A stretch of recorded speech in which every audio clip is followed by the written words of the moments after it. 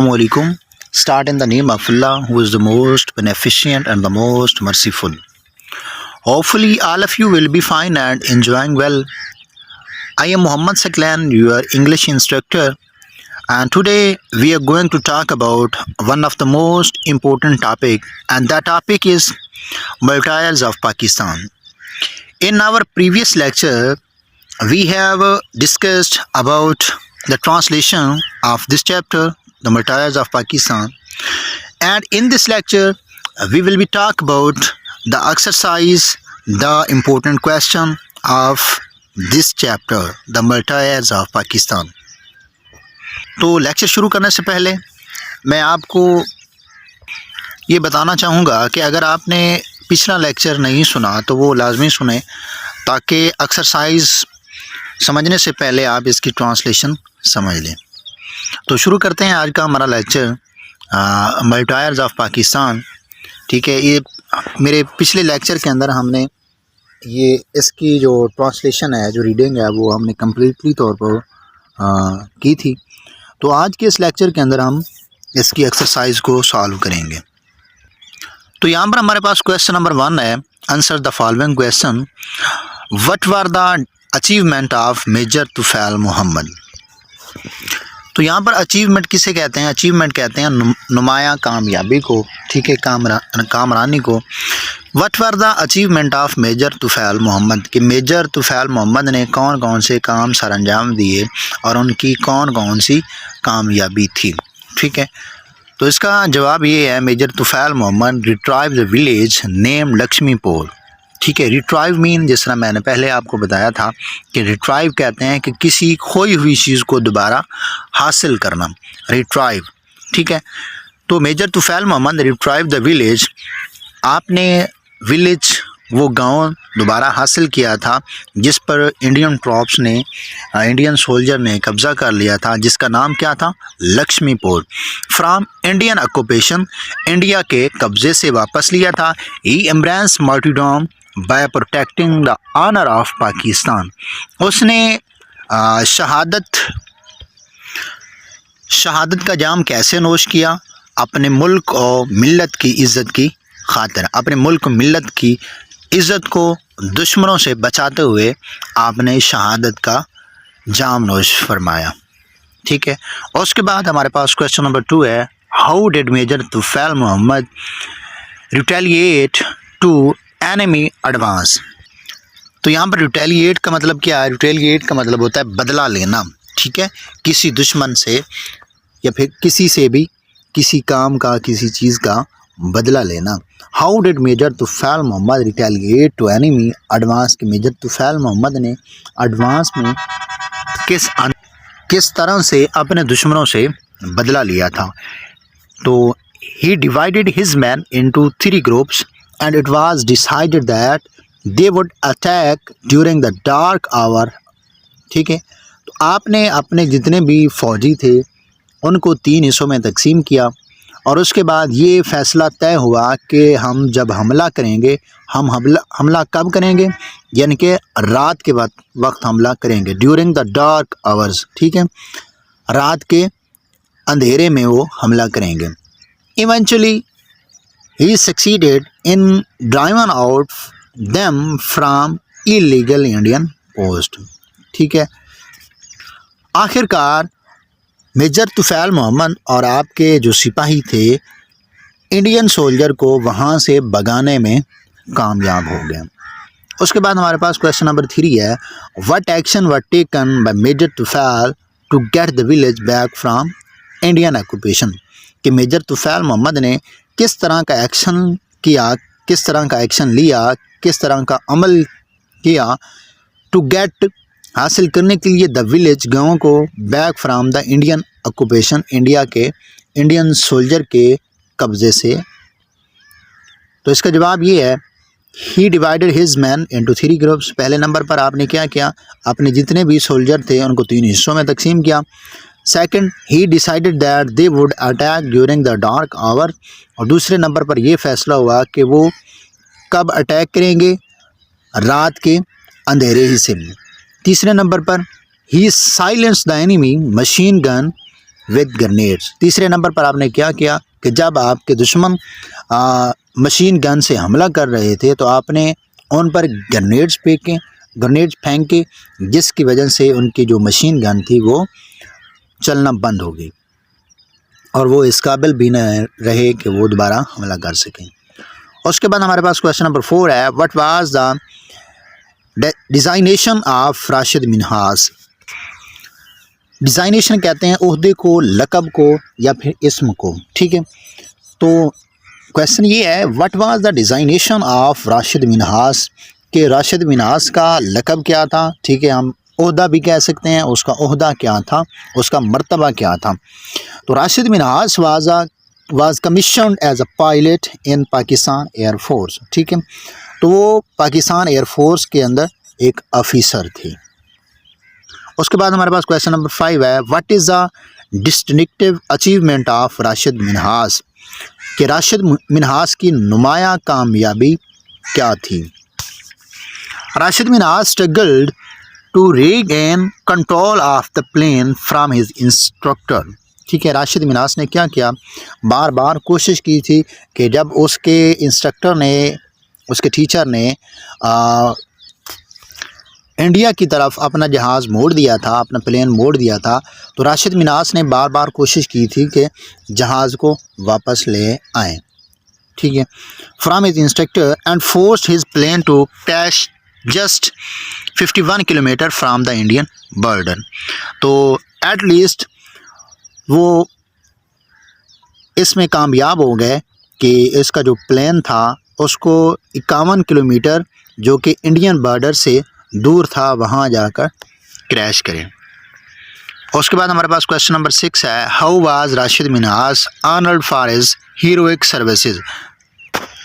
राशिद मिन्हास को उसकी हीरोइक सलाहियतों की वजह से, ठीक है, हीरोइक खिदमात की वजह से किस तरह से इज़्ज़त दी गई थी, ऑनर्ड दी गई थी। Rashid Minhas was posthumously awarded Pakistan top military honour the Nishan Haider, ठीक है। तो पोस्टफॉर्मसली का मतलब होता है कि यानी कि जब किसी आदमी की डेथ हो जाती है तो डेथ के बाद, मरने के बाद जो उसके मरने के बाद उसको जो इनाम व इकराम दिए जाते हैं, ऑनर पेश की जाती है, उसको पोस्टफॉर्मसली कहते हैं। वैसे पोस्टफॉर्मसली का मतलब होता है, पोस्ट का मतलब होता है बाद, आफ्टर, और हॉर्मसली कहते हैं डेथ को, ठीक है। पोस्टफॉर्मसली मीन उसकी डेथ के बाद। Awarded Pakistan top military honour, ठीक है। पाकिस्तान यानी कि पाकिस्तानी आर्मी का, पाकिस्तानी मिलिट्री का जो सबसे बड़ा अवार्ड है जिसे हम निशान हैदर कहते हैं, उसके साथ उसे नवाजा गया था। उसके बाद हमारे पास क्वेश्चन नंबर 7 है, व्हाट आर मिलिट्री ऑनर, के मिलिट्री यानी फ़ौज के कौन कौन से ऑनर्स हैं, अवार्ड्स हैं। नंबर 1 निशान हैदर जो सबसे टॉप पे है, उसके बाद हिलाल जुर्रत, ठीक है, तीसरे नंबर पर है सितारा जुर्रत, उसके बाद तमगा बसालत और निशान इम्तियाज़। इसी तरह और भी हैं बहुत सारे। उसके बाद हमारे पास क्वेश्चन नंबर 8 है, हु आर द पीपल, वो कौन से लोग हैं, who are awarded with the military honours, जिनको मिलिट्री ऑनर यानी कि फ़ौजी एजाज़ात के साथ नवाजा गया है।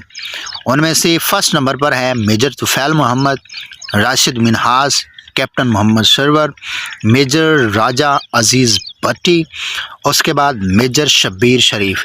इसी तरह और भी बहुत सारे शुहदा हैं, ठीक है, जिनको इस तरह के इनामात से, इस तरह के अवार्ड से नवाजा गया था।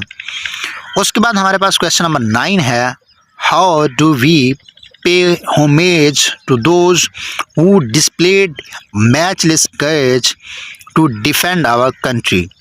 हाउ डू वी पे, हम किस तरह देते हैं, होमेज कहते हैं एहतराम को, इज़्ज़त को, हम किस तरह इज़्ज़त करते हैं टू दोज उन लोगों की हु डिस्प्लेड जो दिखाते हैं मैचलेस, बेमिसाल, लासानी, लाजवाब, करेज, हौसला, हिम्मत, to defend our country. Defend mean protect करना, हिफाजत करना, बचाना, आवर कंट्री हमारे मुल्क की। द नेशन रिमेंबर्स देम, कौम उनको याद रखती है एज अ नेशनल हीरो, कौमी हीरो की तरह, ड्यू टू देयर ब्रेवरी, उनकी बहादुरी की वजह से, एंड सुप्रीम सेक्रीफाइस, और उनकी आला कुर्बानियों की वजह से। ठीक है, उसके बाद ही हमारे पास है क्वेश्चन, नेक्स्ट क्वेश्चन है guess the meaning of the following word and then compare them with their dictionary meaning.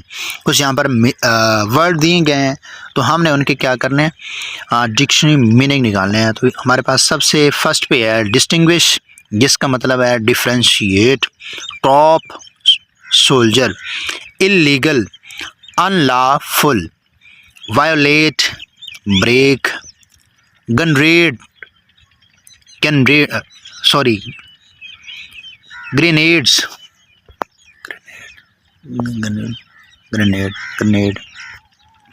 Grenade, missile, valour, courage, instructor, teacher, seize, snatch, absconding,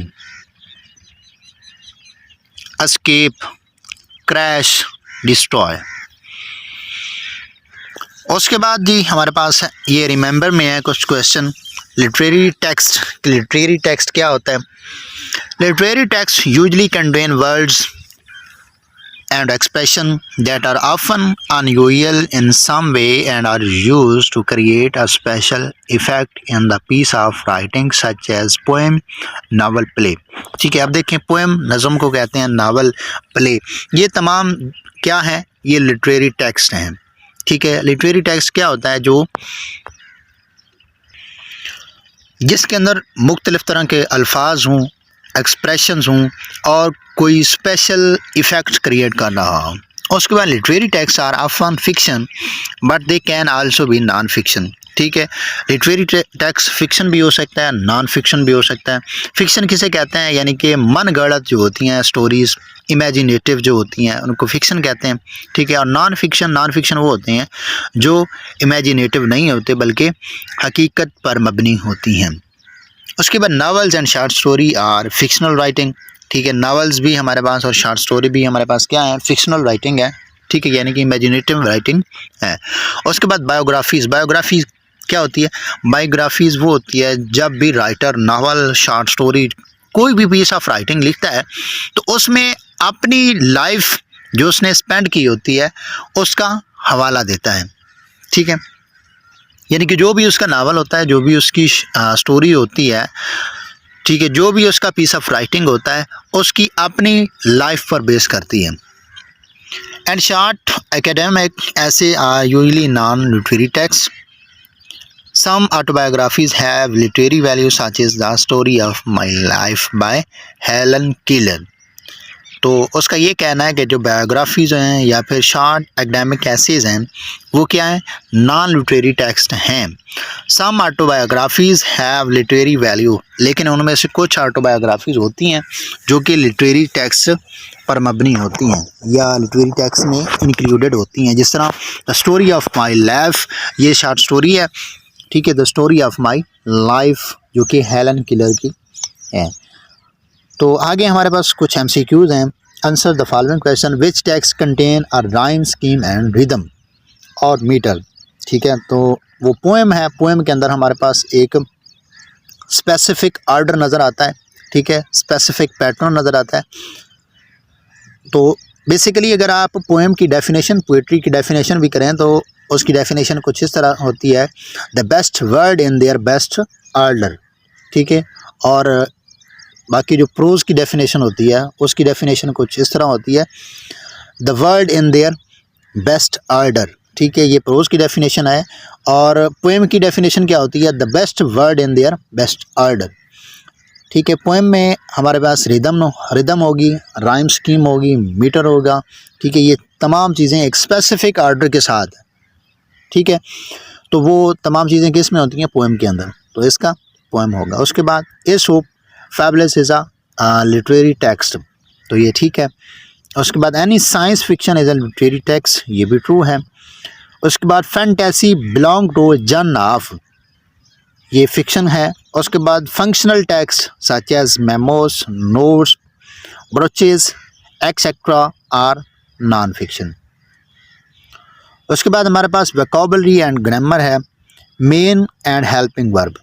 ठीक है, अब मेन वर्ब क्या होता है, पहले मैं आपको ये बता देता हूँ। मेन वर्ब वो होता है जो किसी भी सेंटेंस के अंदर, किसी भी फ़िक्रे के अंदर किसी एक्शन को, किसी अमल को ज़ाहिर कर रहा होता है।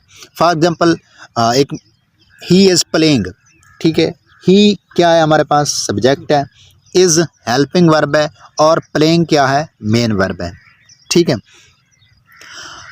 अब जो प्लेइंग है यानी कि खेल रहा है, वो क्या है हमारे पास, मेन वर्ब है, और इज़ क्या है, हेल्पिंग वर्ब। अब देखिए हेल्पिंग वर्ब का फंक्शन क्या होता है। हेल्पिंग वर्ब हमें बताता है कि जो एक्शन कर रहा है, सब्जेक्ट कर रहा है, जो काम हो रहा है वो किस ज़माने में हो रहा है। ठीक है, जिस तरह मैंने आपको एग्जांपल दी है, सिंपल सी एग्जांपल है, ही इज़ प्लेइंग, वो खेल रहा है। अब खेलने वाला सब्जेक्ट है, ठीक है, और जो वो काम कर रहा है वो वर्ब है, और सेंटर में हमारे पास इज़ इस्तेमाल किया है, वो हेल्पिंग वर्ब है। ठीक है, वो हमें बता रहा है इज़ कहाँ कब इस्तेमाल होता है। इज़ इस्तेमाल होता है प्रेजेंट कंटिन्यूस टेंस के अंदर। ठीक है, तो हमें ये बता रहा है कि ये जो ज़माना है, यानी कि ये जो काम कर रहा है, ये किस ज़माने में कर रहा है, प्रेजेंट में, यानी कि मौजूदा में, हाल में काम हो रहा है। लेकिन हाल में जब, यानी कि हाल में कंटिन्यूस है, जारी है, ठीक है, तसलसल के साथ काम कर रहा है। ही इज़ प्लेइंग, ठीक है, यानी कि मैंने ये नहीं कहा कि वो खेल रहा है, और सॉरी खेल चुका है या फिर खेलेगा, बल्कि क्या कर रहा है, वो अभी खेल रहा है, प्रेजेंट में है और कर रहा है। ठीक है, तो हेल्पिंग वर्ब आपको समझ आ गई होगी कि हेल्पिंग वर्ब हमें वक्त के बारे में बताते हैं कि किस वक्त में, किस टाइम पर काम हो रहा है। ठीक है, और मेन वर्ब वो होते हैं जो किसी भी फ़िक्रे में एक्शन, अमल को बताते हैं। ठीक है, यहाँ पर हमारे पास कुछ हैं forms of primary auxiliary verb हैं, और उसके बाद forms of modal auxiliary verb हैं। जिस तरह हमारे पास बी है, is, am, are, being, been, was verb, do, does, did, have, has, had. उसके बाद मॉडल वर्ब है हमारे पास। मॉडल वर्ब में can, could, may, might, must, shall, will, should, would. ठीक है, तो यहाँ पर हम देखेंगे कि circle the helping verb and underline the main verb. अब देखें जो हेल्पिंग वर्ब हैं वो मैंने उनके नीचे रेड के साथ अंडरलाइन उनको किया है, और जो मेन वर्ब हैं उनको मैंने ग्रीन के साथ अंडरलाइन किया है। ठीक है, तो यहाँ पर she is writing a novel. ठीक है, इज़ यहाँ पर क्या है, हेल्पिंग वर्ब है, और राइटिंग क्या है, मेन वर्ब है। नेक्स्ट के अंदर हैव हेल्पिंग वर्ब है, और बॉट वो क्या है, मेन वर्ब है। इसी तरह मे यहाँ पर हमारे पास मॉडल वर्ब है, मॉडल एक्सिलरी वर्ब है, और रिसिस्ट हमारे पास मेन वर्ब है। फोर्थ के अंदर हैव हमारे पास हेल्पिंग वर्ब है, और गॉन ये मेन वर्ब है। डिड हमारे पास हेल्पिंग वर्ब है, और रीड मेन वर्ब है। इसी तरह विल हमारे पास हेल्पिंग वर्ब है, और आंसर, ठीक है, ये हमारे पास मेन वर्ब है। उसके बाद वुड हमारे पास मॉडल एक्सिलरी वर्ब है, और स्टे हमारे पास क्या है, मेन वर्ब है। इसी तरह 8 पे है, डिड हमारे पास हेल्पिंग वर्ब है, और मेक हमारे पास क्या है, मेन वर्ब है। उसके बाद क्वेश्चन नंबर 9 पे है वर्ब, तो वर्ब हमारे पास क्या है, हेल्पिंग वर्ब है, और बास्किंग हमारे पास क्या है, मेन वर्ब है। इसी तरह क्वेश्चन नंबर 10 पे है आर, ये हेल्पिंग वर्ब है, और रीडिंग माई मेल, तो रीडिंग क्या है यहाँ पर, ये है मेन वर्ब। उसके बाद जी नेक्स्ट है हमारे पास simple past tense. Simple past tense क्या होता है, the simple past tense is used for action and events that happen in the past. ठीक है, एक्शन और इवेंट को ज़ाहिर करता है कि जो कि पास्ट में, यानी कि माजी में वाक़ हुआ था, यानी कि गुज़रे हुए ज़माने में, यानी कि वो काम जो माजी में हमने, यानी गुज़रे हुए ज़माने के अंदर हमने सर अंजाम दिया था, ठीक है, उसको क्या कहते हैं, सिंपल पास्ट टेंस कहते हैं। Example, they captured a village, तो इसकी जो कंस्ट्रक्शन है, इसकी जो बनावट है, जो इसकी साख्त है, जो इसका फार्मूला है, वो क्या होगा, सब्जेक्ट होगा, उसके बाद सेकंड फॉर्म ऑफ वर्ब होगी और उसके बाद ऑब्जेक्ट होगा। ये है ये जो स्ट्रक्चर मैंने बताई है अभी, ये है अफर्मेटिव सेंटेंसेस की, यानी कि सिंपल सेंटेंसेस की। ठीक है, सिंपल सेंटेंसेस की क्या स्ट्रक्चर है, सब्जेक्ट फर्स्ट पे, उसके बाद सेकंड फॉर्म ऑफ वर्ब। ठीक है, जिस तरह हमारे पास ये गो है, गो का मतलब है जाना, गो वेंट गान। गो हमारे पास फर्स्ट फॉर्म ऑफ वर्ब है, ठीक है, वेंट हमारे पास सेकंड फॉर्म ऑफ वर्ब है और गान हमारे पास थर्ड फॉर्म ऑफ वर्ब है। तो हमने पास्ट इंडेफिनाइट के अंदर क्या करेंगे, पास्ट इंडेफिनाइट के अंदर सेकंड फॉर्म ऑफ वर्ब इस्तेमाल करेंगे। ठीक है, तो दे कैप्चर्ड अ विलेज। ठीक है, जिस तरह मैंने आपको पहले बता रहा था कि सबसे पहले आपने क्या करना है, सब्जेक्ट लगाना है, उसके बाद आपने सेकंड फॉर्म ऑफ वर्ब लगानी है और एंड पर आपने क्या करना है, ऑब्जेक्ट लगाना है। और ये स्ट्रक्चर किस चीज़ का है, सादा फिक्रात का है। इसी तरह अगर नेगेटिव आ जाते हैं, ठीक है, या फिर इंटरोगेटिव सेंटेंसेस आ जाती हैं, तो फिर उनका जो स्ट्रक्चर होगा वो चेंज हो जाएगा। उसमें आपने डिड इस्तेमाल करना है। ठीक है, डिड के बाद आपने सेकंड फॉर्म ऑफ वर्ब इस्तेमाल नहीं करनी, बल्कि क्या करनी है, आपने फर्स्ट फॉर्म ऑफ वर्ब इस्तेमाल करनी है। ये बहुत ही इम्पोर्टेंट बात है कि जब आपने नेगेटिव और इंटरोगेटिव सेंटेंसेस बनाने हैं, ठीक है, पास्ट इंडेफिनाइट के, तो आपने क्या करना है, उसमें नेगेटिव या फिर इंटरोगेटिव सेंटेंसेस में आपने डिड इस्तेमाल करनी है। ठीक है, अगर नेगेटिव आ जाता है तो डिड नॉट इस्तेमाल करेंगे, अगर इंटरोगेटिव आ जाएगा तो डिड आपने फिक्रे के शुरू में और एंड पर आपने क्वेश्चन मार्क्स इस्तेमाल करना। तो अब क्वेश्चन ये पैदा होता है कि नेगेटिव और इंटरोगेटिव में डिड आपने इस्तेमाल करनी है, लेकिन उसके साथ आपने फर्स्ट फॉर्म ऑफ वर्ब क्यों इस्तेमाल करनी है। ठीक है, क्योंकि सिंपल के अंदर तो आपने सेकंड फॉर्म ऑफ वर्ब इस्तेमाल की और नेगेटिव और इंटरोगेटिव सेंटेंसेस में आपने फर्स्ट फॉर्म ऑफ वर्ब और उसके साथ डिड इस्तेमाल क्यों किया। तो इसका जवाब ये है कि जो डिड है हमारे पास वो already second form of verb है। ठीक है, हेल्पिंग वर्ब यहाँ पर क्या इस्तेमाल हुआ है, डिड। तो did already second form of verb है। ठीक है, वो तमाम टेंसेस जिनका नेगेटिव और इंटरोगेटिव बनाने के लिए उनका जो हेल्पिंग वर्ब है, जो वो अगर सेकंड फॉर्म ऑफ वर्ब में हो या फिर थर्ड फॉर्म ऑफ वर्ब में होगा, तो जो मेन वर्ब होगी, ठीक है, उसकी हमने फर्स्ट फॉर्म ऑफ वर्ब इस्तेमाल करनी है। ठीक है, तो did already second form of verb है, इसकी first form of verb do है, सेकंड डिड है और थर्ड डन है, डू डिड डन। ठीक है, तो इसलिए इस फिक्रे के अंदर हमने नेगेटिव और इंटरोगेटिव सेंटेंसेस को बनाते वक्त हमने क्या करना है, फर्स्ट फॉर्म ऑफ वर्ब और डिड हेल्पिंग वर्ब के तौर पर इस्तेमाल करेंगे। ठीक है, तो हम आते हैं इसके क्वेश्चन की तरफ। तो the child crossed the road, तो यहाँ पर क्रॉस्ड क्या है, ये सेकंड फॉर्म ऑफ वर्ब है। ठीक है, she spent a week in the valley, तो यहाँ पर ये वर्ब है, तो कौन सी, सेकंड फॉर्म ऑफ वर्ब। ठीक है, इसी तरह डिवाइडेड भी सेकंड फॉर्म ऑफ वर्ब है, मिस्ड भी सेकंड फॉर्म ऑफ वर्ब है, एम्ब्रेस्ड भी सेकंड फॉर्म ऑफ वर्ब है, राशिद मिनाज ग्रेजुएटेड, तो ग्रेजुएटेड भी क्या है, सेकंड फॉर्म ऑफ वर्ब है, from the academy as a pilot. तो ये जितने भी फ़िक्रात हैं, तकरीबन 6 फ़िक्रात हैं, तो 6 फ़िक्रात के अंदर ये तमाम के तमाम कौन से हैं, सिंपल सेंटेंसेस हैं। किस टेंस के, पास्ट इंडेफिनिट के। ठीक है, और इसके बाद क्वेश्चन नंबर 7 भी है, 8 भी है, 9 भी है। His instructor seized control of the aircraft, तो सीज्ड भी हमारे पास क्या है, सेकंड फॉर्म ऑफ वर्ब है। ही क्रिएटेड भी सेकंड फॉर्म ऑफ वर्ब है। दे फाट, तो फाट भी हमारे पास क्या है, सेकंड फॉर्म ऑफ वर्ब है। उसके बाद देखिए, change the following sentences from positive to negative, अब पता चलेगा।